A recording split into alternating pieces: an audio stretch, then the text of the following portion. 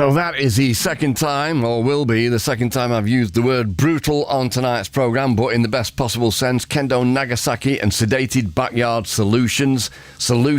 We need to discuss that possibly in a short while. But Simon Fox on trombone and two drums we are looking at. Introduce your bandmates, please. Hiya, we're Mr. Darlydale, I'm on trombone. This is Mr. Measham on drums and Mr. Droitwich on drums. It doesn't matter which one. Oh, yeah, OK. I forgot about the non-de-plumes. And so the non-de-plumes, right, Yeah. There's a story behind those just to begin with. Well, we're called Kendo Nagasaki after the great wrestler, of course, and about the same time, and adverts in between the wrestling. There'd always be these magical places mentioned in the furniture stores adverts called Darlydale, Measham and Droitwich, and we wondered, where are these places? And then Si and I lived in Cannock. And eventually we became one of those places because Cannock and Fenton were added to the list, and it was just like, so they're just like crappy Midlands towns. They're not actually magical places. Right, so it's DFS for a better choice, yes, or bigger choice, yes, or something like that, wasn't it? Something like that. Yeah. Furniture store we're talking, aren't we? Right, OK. So it's an unusual lineup, of course it is. So when you first started to learn trombone, is this where you saw the talents lying in the future, or was it? Did you have your eyes? Have your eyes on perhaps being in a brass band? Not being facetious. No, when I was like 9 or 10 when I started playing trombone, it was more kind of Glenn Miller and big bands and stuff like that. Yeah, I don't think I'd heard Crate Rock at that point, so... OK. I mean, it's an intriguing one, though, isn't it? Because, and again, no offence, it's amazing what you're doing with it. But I remember it was around about, when we started on Six Music, about 18 years ago, something like that, there were more and more kids coming through playing violin, but in the folk scenario. And the question was at that point in time, what drove you towards the violin? Because it didn't seem like there would be an outlet in indie music, for want of a better phrase. But of course it changed. You had the likes of Laura Marlin and these kind of alternative folk people coming through, and the violin became popular again. Trombone, so it was listening to Glenn Miller and the like, was it? Well, as a kid, yeah, but I think in terms of the band, the driver was two drummers. Because I think it was a pub conversation where, like, can you name a bad band with two drummers? And you can't. They're all brilliant. All the bands with two drummers are brilliant.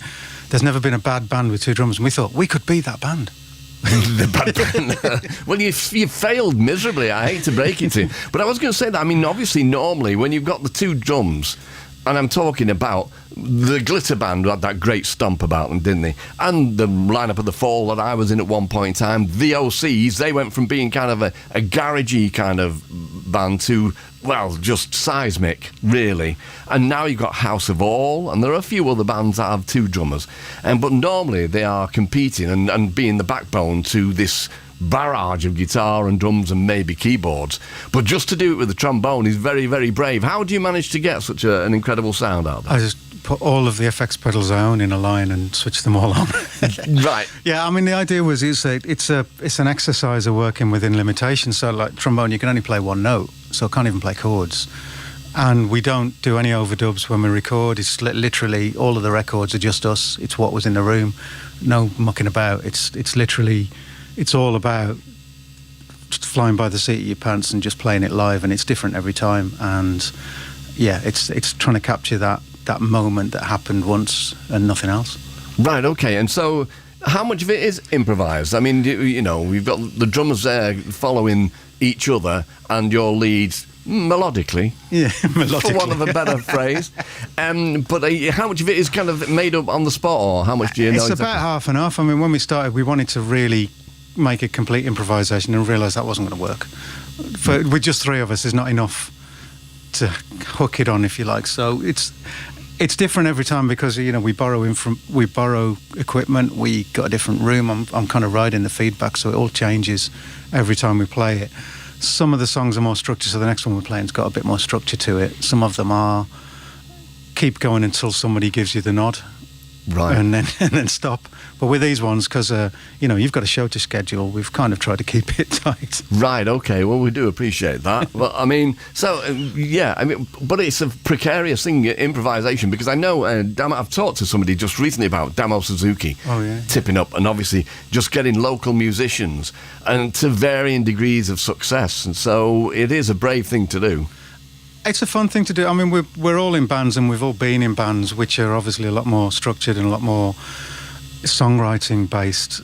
So this is an outlet to just make a racket and see what happens, and then and try and capture something at once, and see what happens with it. Sure. And why did you go for Kendo Nagasaki over Mick McManus or Jackie Pallow? Or? He's an amazing character. I mean, he was always the one. He was always the one wrestler that you look forward to seeing. And I think, the unmasking of Kendo Nagasaki at Wolverhampton Civic Hall back in the 70s was probably the defining moment of my life up until the age of about 6, And he was so mysterious. And he's actually a really interesting character. He genuinely believes that his spirit of Kendo Nagasaki is within him.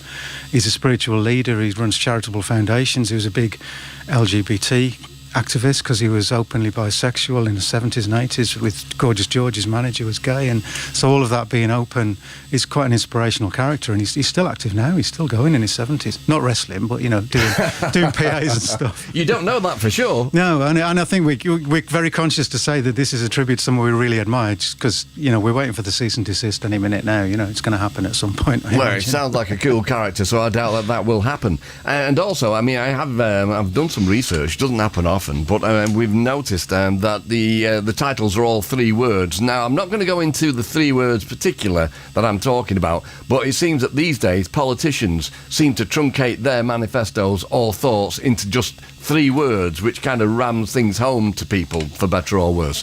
And so is that your kind of philosophy? To an extent, yeah.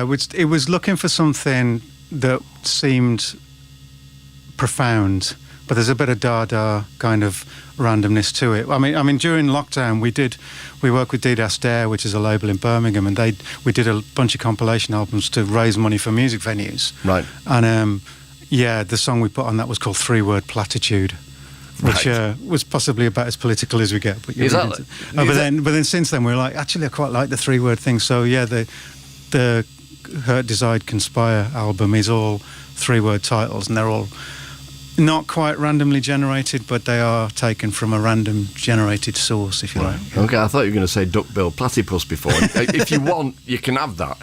Cheers, yeah. I'm not even going to charge you for it. You heard it here first. I'm dead nice like that. Okay then, so, and the only other thing I wanted to pick you up on was solutions. It's a bit of a bugbear of mine, that, when you say like Venetian blind solutions. Yeah, well, that's what I like. It's sedated backyard solutions. It sounds quite...